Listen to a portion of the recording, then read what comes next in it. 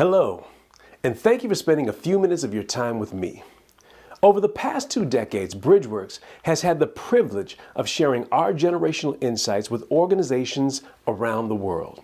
Today, we find ourselves in the midst of an incredible time in world history.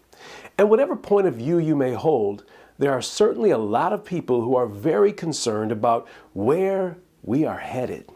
So I want to share a few thoughts of encouragement with you that I believe can serve as guideposts to help us navigate our way through whatever road might lie ahead.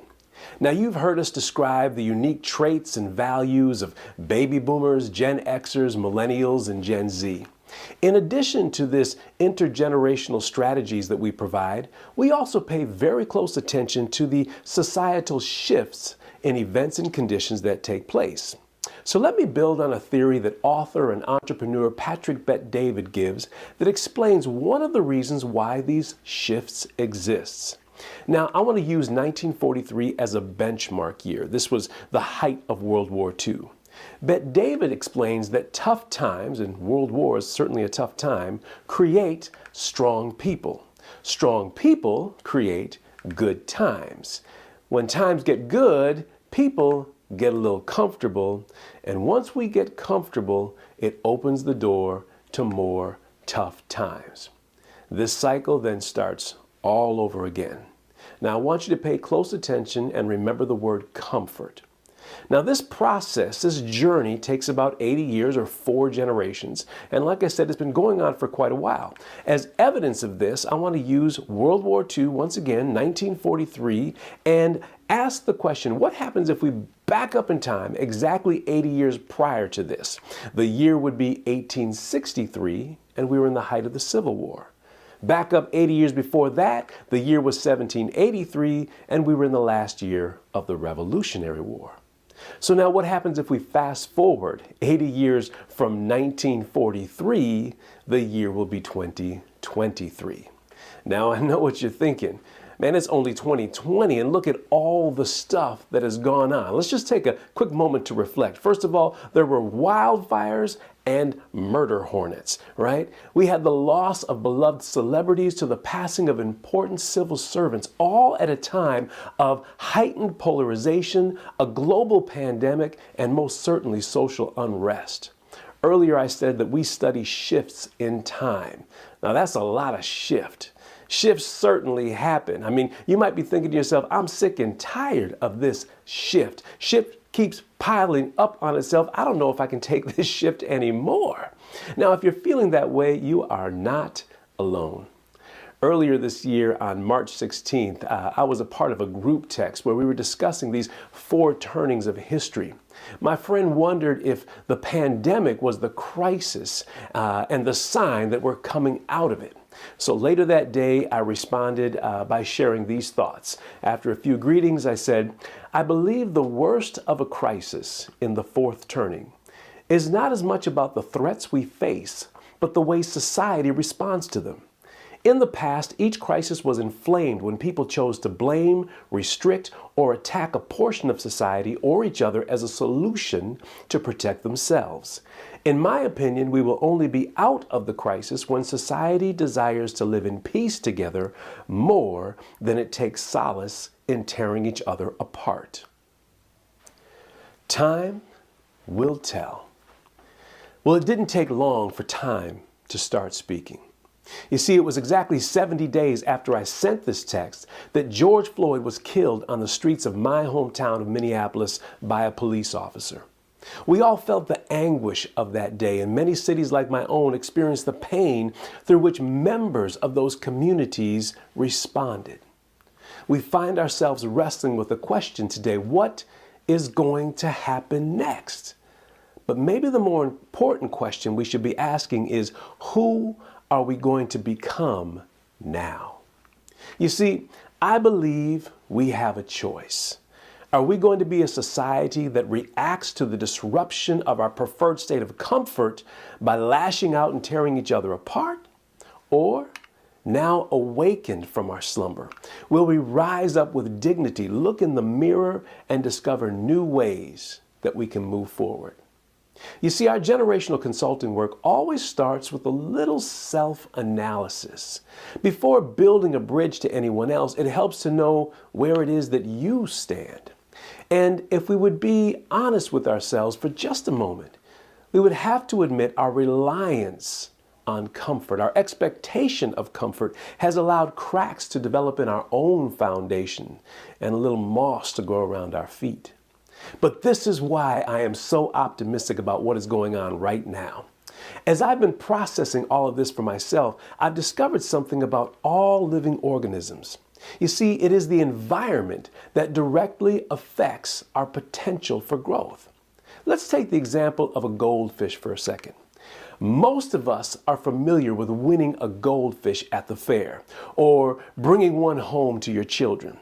If you put it in a nice, safe bowl, feed it regularly, watch over it every day, it will live a relatively brief life and stay very small. However, put that same goldfish in a pond where it's in danger of being eaten. It has to fend for itself and find ways to survive and thrive. It can experience incredible growth. Steve Harvey said it this way: every tree you see in nature, from an apple tree to an oak, started as a seed. But it wasn't until that seed had dirt thrown on it that it could begin to grow. Well, 2020 has thrown some dirt on top of all of us. So now it's time to grow. These principles hit home with me through Bill Ekstrom's work on what he describes as the growth rings. 4 different environments that either promote or hinder growth. One of the most dangerous environments to growth, according to Bill, is order. A comfortable, predictable, and easy life. Complexity, on the other hand, the unpredictable, uncomfortable, challenging lack of order, may not be what we want, but it's what we need to realize our full potential. We are in discomfort. The world is on fire. Those of you on the West Coast have experienced the devastation that fire can bring. But what we know about fire is it needs 3 things in order to survive. It needs oxygen, heat, and fuel. The societal fire that I'm describing is breathing in the oxygen of our fear. It is sparked by the incredible loss, and it is fueled by our anger toward one another and a need to find someone to blame. To stop a fire, you have to understand what keeps it going and then change the conditions. Throughout history, there have been many examples of people who, when faced with the heat of seemingly unbearable societal fires, discovered within themselves new growth that forever shine as points of light to our better nature. I'd like to share a few voices with you across 6 different generations of people that stand out as models we can look to and reminders that we got this. Now, as I said, if this fire breathes in our fear, then we must learn to suffocate it with courage. Fellow Gen Xer and all-around cool guy Will Smith said that God placed the greatest things in life on the other side of your fears. I want to remind you of a person by the name of Claudette Colvin. She's from the silent generation, the era that was born right before the baby boomers. She was a high school student in 1955 in Montgomery, Alabama. She had been studying Black history in school, and on March 2nd, when she got on the city bus to go home, it was the order, the comfort level in that community at that time that people of color had to move further and further to the back of the bus or give up their seat as its white citizens would get on board. On this particular day, Claudette had had enough. She refused to give up her seat. The bus driver pulled over, signaled to a police officer who arrested Miss Colvin, put her in handcuffs, and took her to jail. Now, what's remarkable about this story is that it took place 9 months prior to Rosa Parks' historic decision. Now, while Ms. Parks had the support of the NAACP on the day she took her seat in civil disobedience, Claudette changed the conditions of fear to courage, all on her own. Years later, when asked why she did this, she said, "I just couldn't move. History had me glued to the seat. Well, history has unfortunately obscured the fact that it was a 15-year-old schoolgirl who first had the courage to stand up to the pressures from her society and transform the world that we live in today. The social order of Miss Colvin's day told her that as long as she conformed, she would be safe. Ben Franklin warned us, any society that will give up a little liberty to gain a little security will deserve neither and lose both. Claudette never really had safety or freedom until she had the courage to find both within herself. The second force that is keeping this fire going is the spark of loss. We have endured economic losses, the loss of personal interactions as we once knew them, and most tragically, the loss of life. But just as you can't fight fear with more fear, you can't put an end to loss by focusing on all that we have lost. The more loss we encounter, the more giving we have to become. But see, that doesn't make sense. It's normal to complain when we lose something. When we're in lack, it's natural to want to take from others. In survival mode, you look out for yourself. Now that's what feels right or comfortable. And the fire rages on. As a student of people, I listen to upwards of 3 hours of different speakers every day. I'm always looking for new insights and ways to improve my craft as a communicator. I listen to people like Les Brown, Jim Rohn, TED Talks of every imaginable kind, Numan Ali Khan, my friend Garth Heckman, Dr. Martin Luther King Jr., Dan DePani, Gary Vee, Bishop Jakes. I mean, you name it, I listen to them. One of the most well-known is a baby boomer by the name of Tony Robbins. Now, this guy's worth over $500 million, but that's not what really impressed me. It was when I learned about his involvement in the fight against human trafficking that I began to take a second listen. Additionally, his foundation has fed 4 million people across 56 countries around the world every year for the last 6 years. He has a goal to provide 1 billion meals to needy people in America by 2025. But here's the background to his philanthropy. Tony grew up very poor.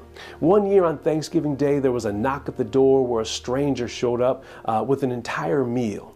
His stepfather was outraged at the thought of being somebody's charity case, so he wanted to throw the man and the food out.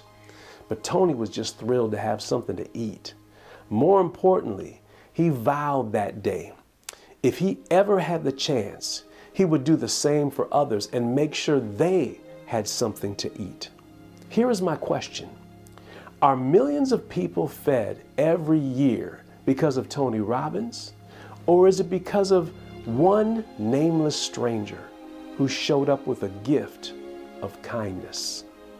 Malala Yousafzai, representing Gen Z, said, when the whole world is silent, even one voice becomes powerful. When the whole world is taking, one act of giving can speak volumes.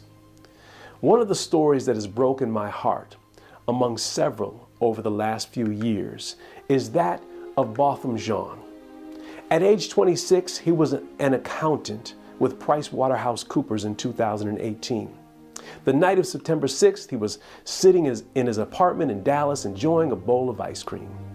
That same day, Amber Geiger, who served as a Dallas police officer, was finishing a 13-and-a-half-hour shift in which she provided support to a SWAT team as they apprehended 3 suspected robbers. As she was entering her apartment, she was texting with her boyfriend and not really paying attention to her surroundings.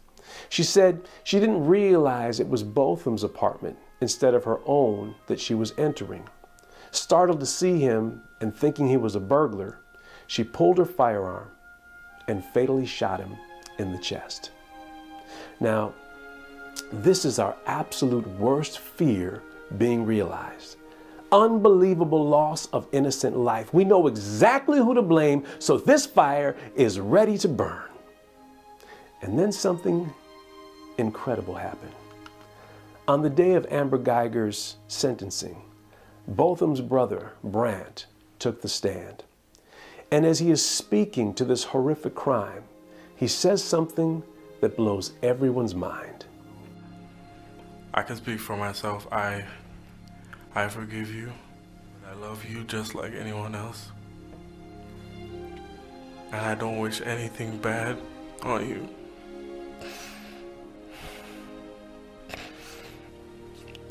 I don't know if this is possible, but can I give her a hug, please? And in one courageous, generous act of forgiveness, every fire that could have exploded was immediately diffused, and humanity grew a little taller. Forgiveness doesn't mean condoning injustice. Holding people accountable for their actions is a requirement of any healthy community. But keep these words of wisdom from the past in mind for yourself. Lewis B. Smead from the GI generation, those whom Tom Brokaw referred to as the greatest generation, said, "To forgive is to set a prisoner free and discover that the prisoner was you." At BridgeWorks, we hold the belief that each generation has had unique experiences that add important value to their community. But unlike any other time in our history, has it felt so important for all of us to find a way toward unity for the value of generations to come. So please, be the change that you want to see. Thank you.